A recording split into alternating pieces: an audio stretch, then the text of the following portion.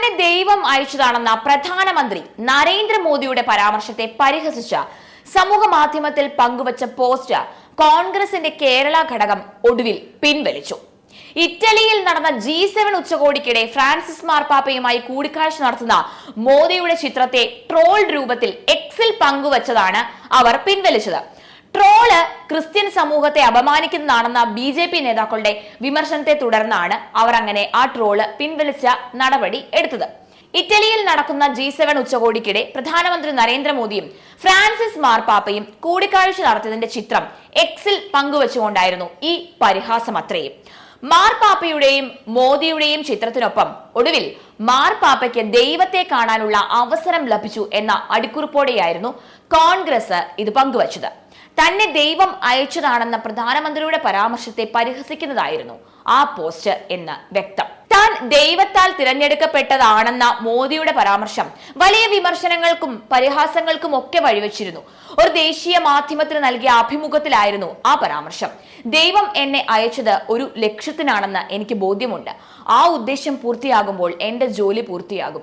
അതുകൊണ്ടാണ് ഞാൻ എന്നെ പൂർണ്ണമായും ദൈവത്തിന് സമർപ്പിച്ചത്. തന്നെ കാര്യങ്ങൾ ചെയ്യാൻ പ്രേരിപ്പിക്കുന്നത് ദൈവമാണെന്നും മോദി അന്ന് ആ ഒരു ഇന്റർവ്യൂവിനിടെ പറഞ്ഞിരുന്നു.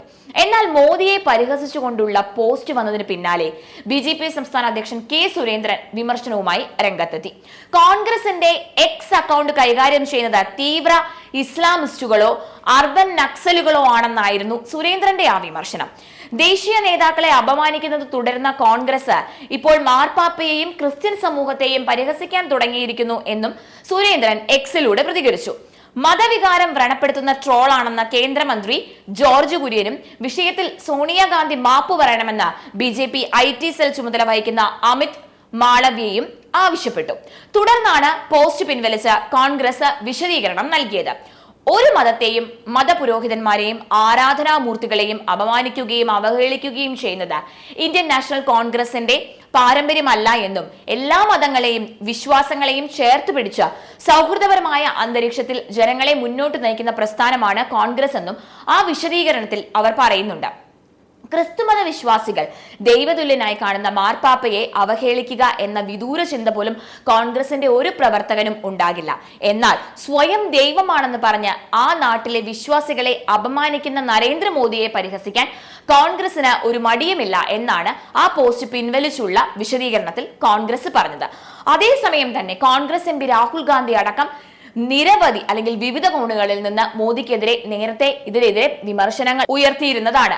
പ്രധാനമന്ത്രിക്ക് എന്തു ചെയ്യണമെന്ന് പറഞ്ഞു കൊടുക്കുന്നത് ദൈവമാണ്, എനിക്ക് അങ്ങനെയല്ല, താനൊരു സാധാരണ മനുഷ്യനാണ് തുടങ്ങി ഒരു രൂക്ഷമായ രീതിയിലായിരുന്നു ആ രാഹുലിന്റെ വിമർശനങ്ങളെല്ലാം എത്തിയിരുന്നത്.